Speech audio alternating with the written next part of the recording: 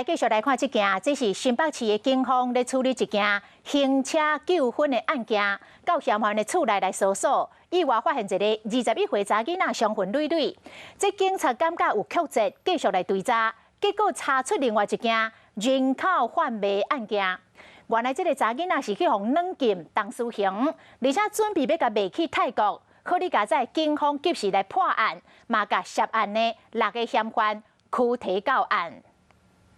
一位小姐的手提物件后壁，阁对一个穿黑衫的查甫人，然后行入去新德市户政事务所。不过，其实这位小姐早就互监控，后壁是对人口贩运的人蛇，甲这位小姐压咧办理人别确定，为出国申请护照做准备，已经无行动自由。一直到15号，新德市东区路口发生一件行车纠纷，一群人摕棍仔、空气枪卡车了绕跑，将去嫌犯的厝内搜索，发现这位21岁小姐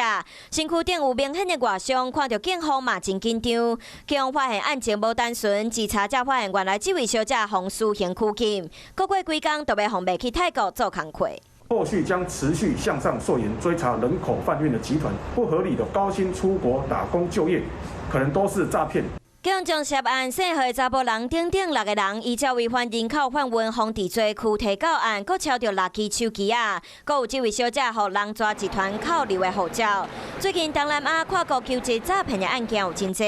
即马佫发现有本土人口贩运的状况，警方嘛强调会继续追查，避免佫有犯罪状况发生。观众朋友，有一件事情不知道你们做了吗？那就是赶快来订阅我们的 CH52华视的频道，而且记得哦，一定要帮我们分享、按赞，还要开启小铃铛。